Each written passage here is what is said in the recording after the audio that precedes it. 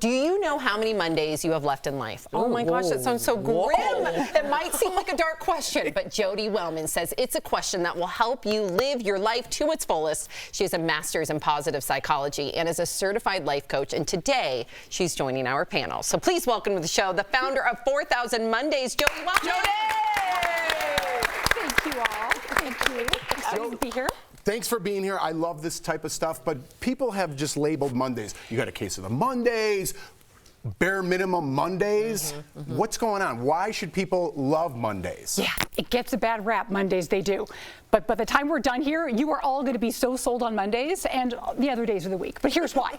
So we roughly get 4,000 Mondays to live in total. Whoa. And there's nothing like a good old-fashioned life countdown timer to snap us to attention and, you know, get on autopilot, not stop taking life for granted. Yeah. So here's my question. Do you guys have a sense of how many Mondays you might have left? Probably half of those. Yeah, right. Middle age. That's right. Yeah, 2,500? Okay, I've done the math for you. Oh, no. Okay, so obviously you ladies are a lot younger than Jeff, right? But I've averaged you all. And She's fitting right in. We're fitting right in. Good luck. here's how this goes down. I believe on average you have 1,976 Mondays to go. I just wrote it down, 1,976. Wow. How does that land with you? It's a lot fewer than I thought. It's a lot fewer than I thought. Fewer? Okay. Yeah. More? Less? I'm curious. Oh, I don't like to speak about these things. It's the energy thing. I got you. Well, I'm glad you said that because the intention of this is to be less about the dark side morbid and more about the let's wake up to life, right? Let's get that sense of urgency and intention to get on with that business of living. Wow. Yeah. Well, was there a true. time that you felt like you were wasting your Mondays, or did you just were you born a Mondays? Unfortunately, I do have experience with squandering my time. So, you know, there was a phase in life where, a long phase, a decade of my life, you know, I found myself in this, you know, successful job, but I was stuck. I wanted something different. I wanted to change, but I didn't know how. And so instead of coping in a healthy way, I stuffed down my feelings and my food. And so I coped with eating disorders. I had anorexia, bulimia, bad news 10 years of my life, where I now see that, man, we squander life sometimes because we don't know how to cope. And so those are, obviously, that was me in the Walking Dead years.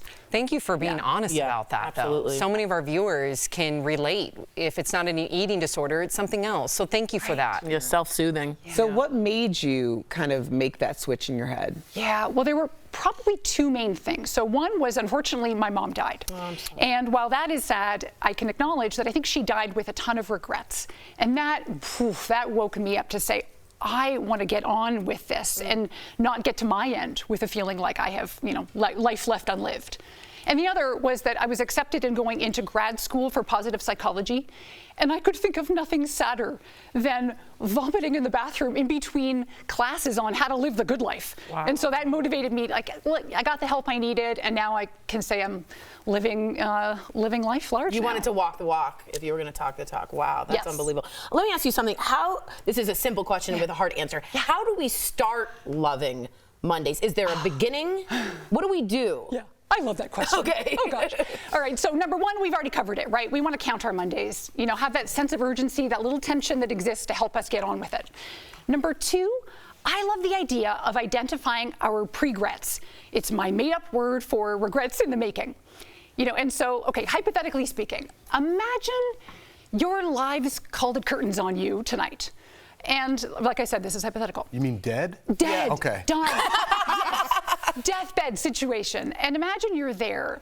Are there things that you could think of that you would have those pangs where you thought, man, I didn't take action on that thing I really longed to do? Any examples here, if I could be nosy?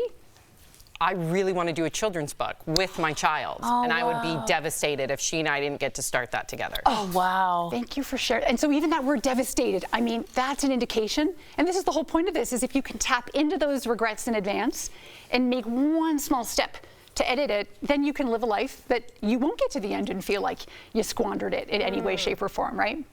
How do we avoid regrets? Because I think I'm the type of person, I want to live life to the fullest, and I don't want regrets. Right. Well, let's acknowledge we are going to continue to do stupid things because we're human. So we're going to do things that we wish we hadn't. Fine. The biggest issue is that it's the stuff that we didn't do. That's the stuff that haunts us the most. Research is really clear on this. And so my advice is get granular. Start writing out your coulda, shoulda, wouldas if you did, in fact, find yourself tonight in a deathbed situation. And when you write it out, that can help motivate you to take that next first step. And you know how most of us have a bucket list? Anybody have a bucket list here? Like something on your list you want to do? Yeah. I like them, but there's like this deferral idea that we're going to do all those things later, but, well, we might not get to later. Or why save life till retirement? Well, I don't know about you, but I want to live now. And so I like the idea of a baby bucket list. So little more manageable ways to live. And so how about the list of all things summer? Or if you're going to go on vacation next month, the bucket list, the baby list of living the best vacation, most epic vacation we've ever had. So finding little ways to live like we mean it now, not later. So good. I wish we could have you on like all the time. Agreed. I just want you like right here. A life coach. TVL Nation, you can figure out your Mondays by visiting Jodi's website, 4000mondays.com. You can also find resources to help you start living and loving life. Jodi, thank you so much. We appreciate you, especially your honesty. We'll be right back. Wow.